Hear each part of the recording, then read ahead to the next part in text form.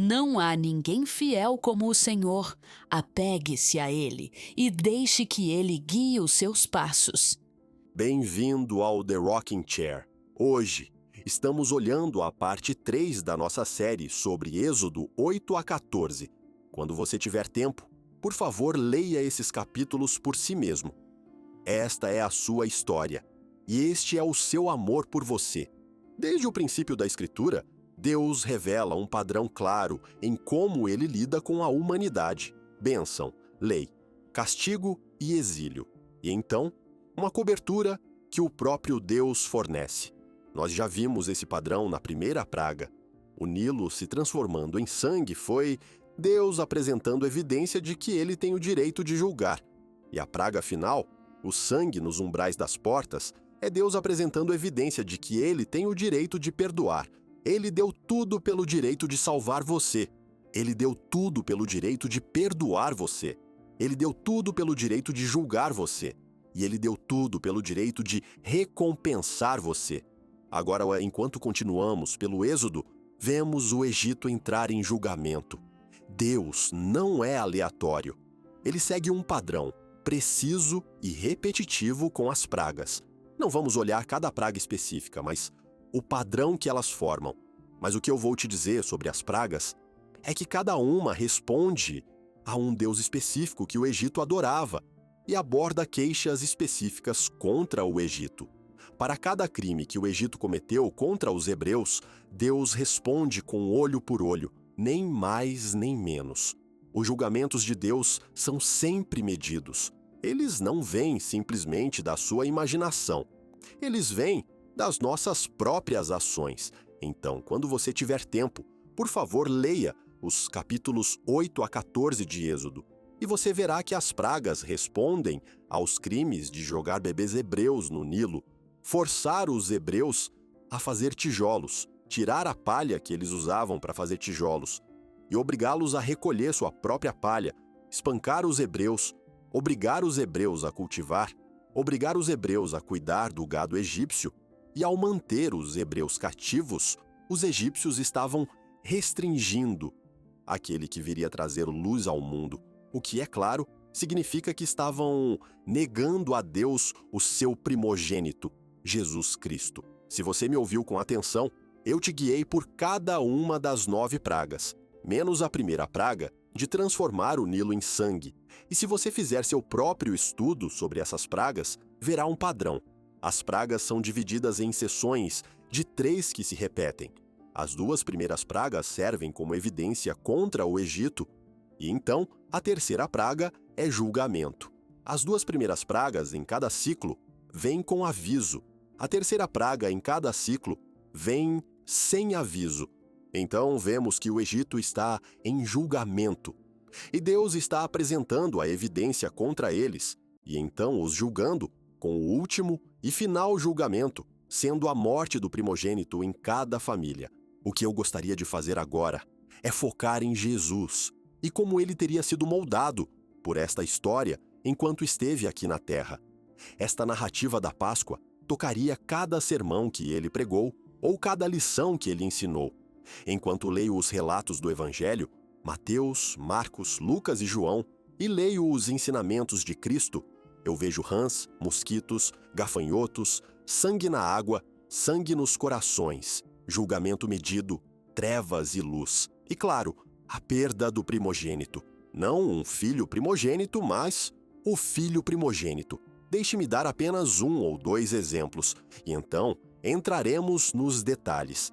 Eu acabei de te dizer que toda esta narrativa do Êxodo, as pragas sobre o Egito e a libertação dos hebreus mostra o julgamento justo de Deus. Ele não se deixa levar por maneiras extraordinárias e cruéis de punir o Egito.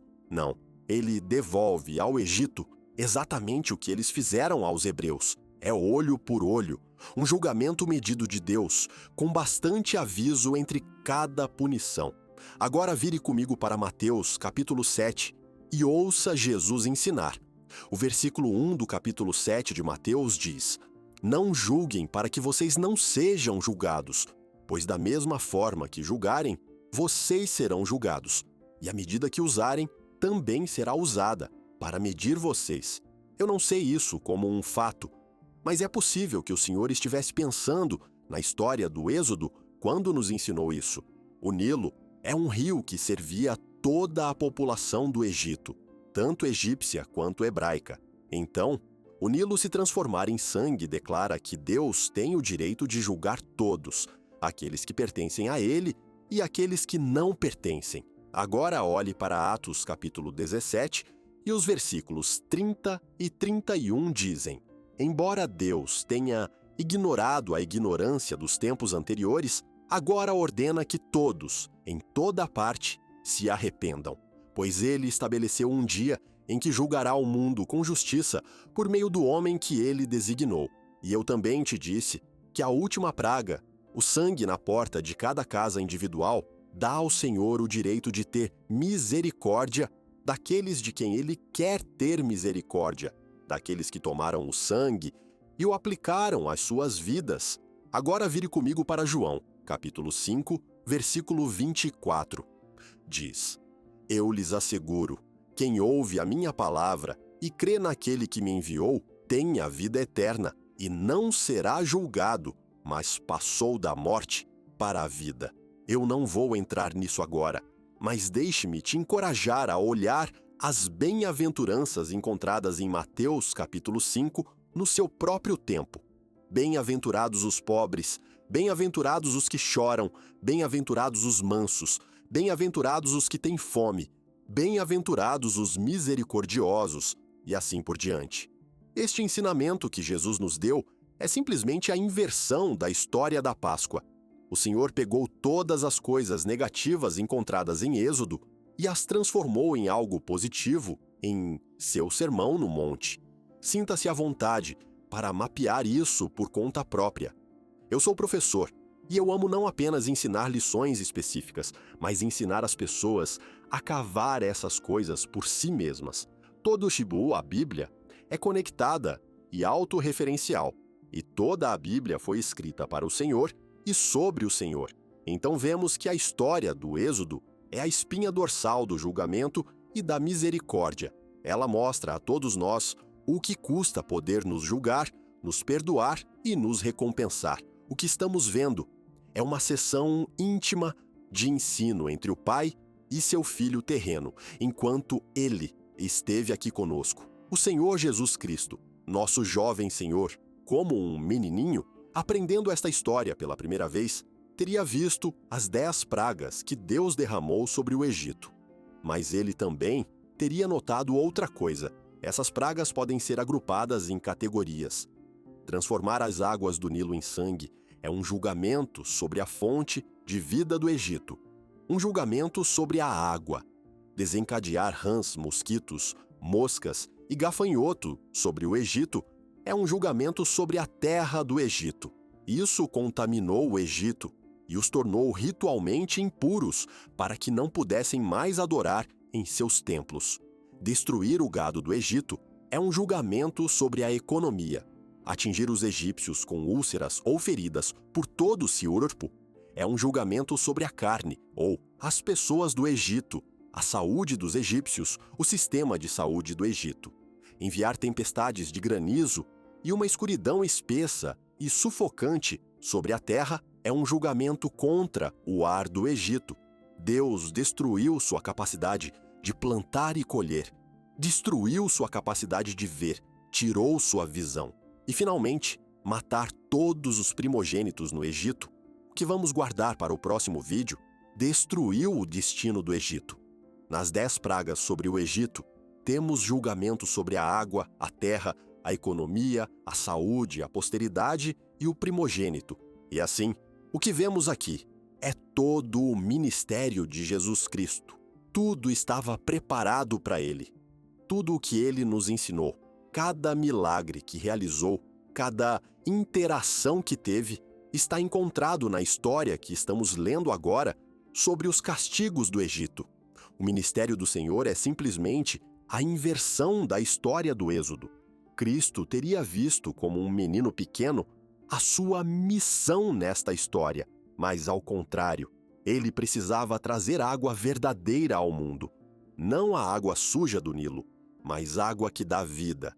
O Senhor sabia, ao ler esta história, que substituiria as práticas religiosas rituais que serviam apenas como sombra pela verdadeira prática da adoração, em espírito e em verdade. O Senhor ensinaria a todos sobre uma economia melhor, uma economia celestial onde ladrões não entram nem roubam. O Senhor curaria os enfermos e ressuscitaria os mortos.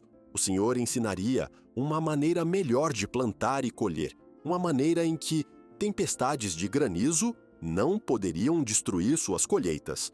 O Senhor traria luz verdadeira ao mundo, para que as pessoas pudessem realmente ver uma narrativa verdadeira, não a escuridão ao nosso redor em que vivemos.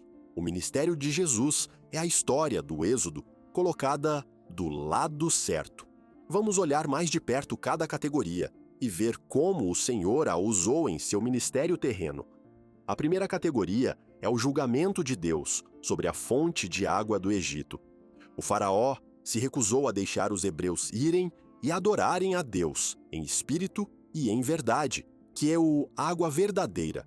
Então, Deus feriu o Nilo, a água suja da qual o Egito dependia para viver. E qual é a primeira coisa que vemos o Senhor fazer antes de começar seu ministério? Ele desce ao rio Jordão e ordena a João que o batize naquela mesma água suja. Em Mateus capítulo 3, Jesus é batizado, os céus se rasgam, o Espírito desce como pomba e a voz do Pai fala sobre ele. Agora, o Senhor não precisava do batismo para lavar pecado. Ele não tinha nenhum. Ele entrou na água para santificá-la. Em Êxodo, a água está poluída. Em Mateus 3, as águas do batismo são purificadas e separadas. A primeira praga corrompe a água. O primeiro ato do ministério de Jesus a restaura. Então, o primeiro ato de Cristo com relação à água é o seu batismo. Não porque ele precisasse de limpeza, mas porque ele precisava santificar as águas do batismo. E o primeiro milagre público que ele realiza é em um casamento em Caná, onde ele transforma água em vinho. Encontramos isso em João, capítulo 2. Assim, vemos um processo de 3 etapas se desenrolando. Primeiro, Jesus santifica a água. Depois, ele pega a água santificada de jarros de purificação ritual, água usada em cerimônias religiosas, e a transforma em vinho, o símbolo da alegria e do espírito. Da angústia do Egito ao regozijo de Caná, Deus reverte o julgamento que derramou milhares de anos antes. Uma vez que as águas estão santificadas, a próxima coisa que o Senhor teria visto é que a terra do Egito estava contaminada. Rãs, mosquitos, moscas e gafanhotos cobriam o chão. O próprio solo sob seus pés tornou-se impuro. Mais especificamente, essas pragas que contaminavam a terra também contaminavam os sacerdotes do Egito. Eles não podiam adorar porque agora estavam impuros. De tudo o que o Senhor faria em sua vida terrena, desmantelar o sistema religioso de seu tempo seria uma das tarefas mais difíceis. E é exatamente isso que vemos na história do Êxodo: o desmantelamento do sistema religioso do Egito. Nos dias de Cristo, esse sistema religioso eram as cerimônias do templo, um templo que não podia ser acessado por qualquer pessoa. Muitos ficavam de pé do lado de fora. As mulheres não podiam pisar nos pisos do templo. Havia tantas regras de purificação que impediriam certas pessoas de entrar. Uma deficiência, uma mancha, um estrangeiro, todos esses fatores impediriam uma pessoa de se aproximar de Deus. Então, Jesus começou a desfazer tudo isso, indo diretamente aos pecadores daquele dia e comendo com eles, ensinando-os e curando-os. O sistema religioso deixou tantas pessoas fora da presença de Deus. Então, ele desceu e foi às casas deles. As pessoas que não podiam entrar no templo, Deus entrou nas casas delas. O Senhor nos ensinou que a adoração não é encontrada em cerimônias de templos dourados, mas em verdade e em espírito. Em João capítulo 4, versículo 23 e 3, o Senhor diz: "Mas vem a hora, e já chegou, em que os verdadeiros adoradores adorarão o Pai em espírito e em verdade, porque são esses que o Pai procura para seus adoradores. E mais do que apenas ensinar sobre como adorar o Pai, o próprio Senhor, em seu ato final após sua morte, tirou o templo de nós, para que nunca mais fôssemos sobrecarregados por sua obstrução. Ele removeu aquilo que estava entre ele e nós, aqueles que ele ama. Ele profetizou sobre a destruição do templo em Mateus capítulo 24, começando no versículo 1. Jesus saiu do templo e estava se afastando quando seus discípulos aproximaram-se dele para chamar sua atenção aos edifícios. Vocês estão vendo tudo isto? Ele perguntou. Eu lhes digo a verdade, não ficará aqui pedra sobre pedra, todas serão derrubadas. E sabemos que isso aconteceu no ano 70 depois de Cristo, com a destruição de Jerusalém e a destruição do templo. Até mesmo o alicerce foi arrancado. O templo foi tão completamente destruído que estudiosos e arqueólogos ainda discutem hoje exatamente onde ele ficava. As rãs, mosquitos e moscas do Egito são respondidos em Cristo. Porque uma vez que as cerimônias religiosas são desmanteladas, ele se torna o nosso templo onde adoramos. Adoramos em espírito, que é Cristo, e em verdade, que também é Cristo. A próxima coisa que o Senhor teria notado em nossa narrativa do Êxodo é que o gado do Egito, sua economia, desabou. Quando Deus enviou doença entre o gado do Egito, sua riqueza morreu nos campos. Sua segurança evaporou da noite para o dia. E o Senhor tornou o tema do dinheiro muito importante em seu ministério. E o que o Senhor diz sobre dinheiro? Se estamos falando de dinheiro físico, terreno, ele honestamente não o considerava de forma alguma. Ele entregou a bolsa do ministério a Judas, aquele que o trairia.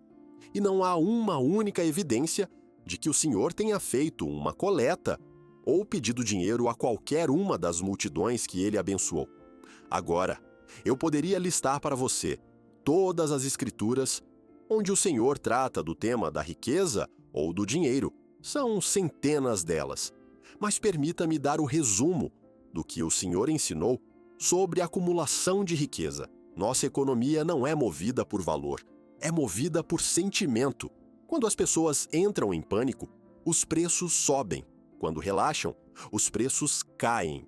Mas isso não diz nada sobre o verdadeiro valor de um produto ou serviço. O valor de um produto ou serviço está na pessoa que irá comprá-lo ou se recusará a comprá-lo. E, portanto, o preço sobe ou cai somente por isso. E o Senhor viu isso. O valor não está na economia, mas nas pessoas que participam dessa economia. Mas a economia de Deus é diferente. Ela é baseada em valor intrínseco, o valor real de uma pessoa, de uma coisa ou de um serviço. Deus não se importa com o que o mercado está disposto a pagar. Ele vê o valor que já está embutido. Nós julgamos as pessoas com base no que elas têm ou sabem. Deus julga as pessoas com base no que elas são. Nós queremos ter. Deus quer que você se torne. Nós queremos ter o cargo de chefe no trabalho. Deus quer que você se torne o chefe, tenha você o cargo ou não. Nós queremos ser reconhecidos como o líder. Deus só quer que você realmente lidere. Nós queremos a maior casa. Deus quer que você tenha um lar que funcione corretamente. É por isso que Cristo desencorajou perseguir e acumular coisas. Você não precisa perseguir dinheiro ou bens quando se torna a pessoa que o dinheiro e os bens perseguem. Na nossa economia terrena, você é valorizado pela sua capacidade de gerar riqueza. Mas Deus conhece o seu verdadeiro valor. Quer saber quanto vale a sua vida? A sua vida vale a vida do Deus eterno, porque foi isso que ele pagou por você. Ele trocou a sua vida pela sua. Você não vale uma quantia em dólares. Você vale a divindade eterna, o trono, o céu em si, o reino. E mais do que apenas nos ensinar como administrar nosso dinheiro, o próprio Senhor garantiu nossa herança em sua morte. Quando Deus feriu o gado do Egito com doença, ele tirou deles sua futura riqueza. O Senhor veio restaurar um futuro maior e uma riqueza maior para nós. O apóstolo Paulo nos disse que nem sequer podemos imaginar o que o Pai preparou para nós. Paulo viu isso. Ele foi ao terceiro céu e viu tudo, do começo ao fim. E quando tentou falar sobre isso, simplesmente disse que não há palavras para descrever. Não temos linguagem para descrever as coisas que vamos herdar. Teríamos que inventar novo vocabulário só para discutir as riquezas que nos aguardam. Depois que a economia cai, a próxima praga atinge a carne. Os corpos dos egípcios ficam cobertos de úlceras, seu sistema de saúde colapsa, sua força falha, seu orgulho é humilhado. E como o Senhor responde? Ele cura. Por onde Cristo passa, ele cura. Ele toca leprosos. Ele restaura paralíticos. Ele levanta os enfermos de suas camas. Ele ressuscita os mortos. A praga das úlceras é respondida pelo ministério da compaixão. Mas aqui está o que a maioria dos cristãos não percebe sobre o ministério de cura de Cristo. Ele não simplesmente apagava a doença. Tudo o que Deus faz é uma economia, uma troca. A doença tinha um propósito. Ela fazia parte da maldição desde o princípio. E Deus não pode simplesmente retirar sua maldição. Um rei não pode revogar sua própria palavra. Ela deve ser cumprida. Então Cristo não estava fazendo a doença desaparecer magicamente em seus dias, nem faz a nossa desaparecer magicamente. Não, ele a toma sobre si mesmo. Ela não desaparece. Ele a consome. Ele toma nossa enfermidade em seu próprio corpo e nos troca pela sua saúde. A cura não é a remoção do sofrimento. É a transferência do sofrimento. É a troca divina. Agora, chegamos às tempestades e à escuridão que envolveram o Egito. Deus removeu a capacidade dos egípcios de ver, e ao longo da Escritura, o Senhor fala da luz, andar na luz, brilhar a luz e ser a luz. Mas o que a luz realmente faz? Ela revela o que é real e expõe o que é imaginário. O Egito adorava deuses imaginários. O Egito negociava em uma economia imaginária. O Egito confiava em um sistema de saúde imaginário construído sobre truques e magia. Se apenas conseguirmos mais riqueza, tudo será perfeito. Se apenas limitarmos os hebreus, o mundo ficará certo. Se apenas construirmos mais um monumento, alcançaremos a imortalidade. Você vê quão escura, Hércio, a maneira de pensar deles? Nenhuma dessas coisas resultava em nada. E nós não somos diferentes. Uma casa nova, um veículo novo, novos amigos, um trabalho diferente, um novo cônjuge. Nenhuma dessas coisas conserta a escuridão dentro de nós. Isso é confusão, isso é cegueira, isso é pensamento errado. Então, Cristo traz luz ao mundo para que as pessoas possam ver claramente. Ele remove a escuridão do pensamento confuso. A praga da escuridão era caos. Cristo veio trazer ordem. Seu trabalho, seu cônjuge, seus filhos, sua casa, seus amigos, sua renda. Esses não são o problema. O problema está dentro de você. O caos está dentro de você. Felicidade e contentamento não podem ser comprados. Devem surgir de dentro de você, independentemente de onde você vive ou de quanto você tem. E finalmente, a última praga, aquela que vamos guardar para o próximo vídeo, é a morte do primogênito. O futuro do Egito morre em uma única noite. Seu destino desaba, sua esperança é enterrada. E o que o Senhor faz? Ele se torna o primogênito. Ele se torna o primogênito que morre. Ele se torna o primogênito que ressuscita. Ele se torna o primogênito que restaura o destino do mundo. Ele é o primogênito dentre os mortos. O destino do Egito terminou com a morte do seu primogênito. O nosso destino começa com a morte do primogênito de Deus. O Egito perdeu o seu futuro. Cristo nos dá o nosso. A história do Egito termina em luto. A nossa história começa em ressurreição. A última praga é a sombra. A cruz é a substância. E assim, quando olhamos para o ministério de Jesus Cristo, não estamos olhando para milagres aleatórios ou ensinamentos desconectados. Estamos olhando para a história do Êxodo colocada do lado certo. Cada praga encontra sua resposta nas mãos do Senhor. Cada julgamento encontra sua misericórdia em sua voz. Cada escuridão encontra sua luz em sua presença.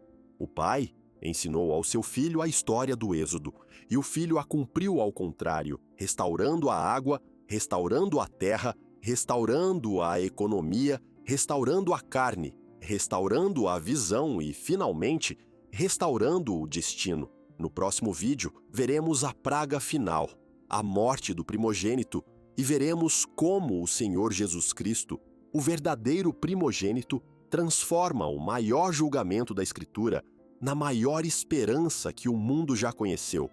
Este é o The Rocking Chair, e você está ouvindo as minhas permutações.